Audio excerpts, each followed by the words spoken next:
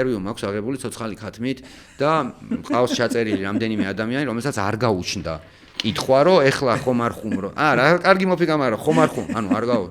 გეტყვი შინაარსი რა იყო ახლა ფარულმა კამერამ გეუბნები ბევრი წელი ფარულ კამერაში ადამიანების დაკვირვებამ, როდესაც ადამიანმა ძალიან მასწავლა რაღაცა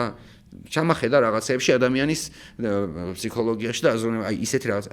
ეხლა წარმოიდგინე, რომ გეთქვა ჩემთვის ეხლა მე რასაც მოგიყვები, ამას მე ვერ დავიჯერებდი. მაგალითად, რუსთავი ორის მიკროფონის სამაგრს ვიღებდი და ამას ვაცვავდი ამას. და ამ რუსთავი ორის ლოგოთი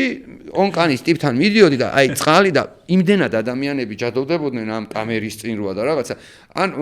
არ შეეძლო თავისუფლად ეთქვა რომ ონკანში რატომ ალაბარაკებთან და იწყებდნენ ლაბარაკს რომ დიახ ეს წყალია ბიჭო ეხლა მე გვაქვს ეს ხუმრობები მე იყო თაიგული მაგალითად თაიგული ჩავდე ამაში და იქაც ილაპარაკეს გოგოებს ვეკითხები რამდენად ხშირად ჩუქნიან თაიგულებს და ესენი ცნობენ და მე ბოლოს აგიჟეთამდე მივდიოდით და მეთქი სადამდე მივლენ რა ანუ ბოლოს ვიღაცამ ხომ გითხრას რომ აი ხა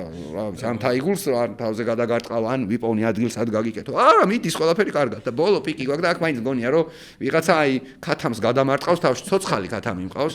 ამ ცოცხალ ქათამს ჯერ შევიმეგობრე უკვე რომ დავიჭერდი ხელში ესეც ისე იყო აღარაფერს აღარ დავიჭერდი ამ ქათამს ფეხებით და ფეხებით ქათამს რომ დაიჭერე და ამოძრავებ გექნებათ ეგრე თავს ეს ერთ ადგილას ტოვებ რაღაცებს აკეთებს რა ამ ქათამს ეს თავი აქ ამაყად უჭირავს ამ თავზე ჩამოვაცვი ეს რუსთავი ორის რაღაც ის იხედება იქედან ისე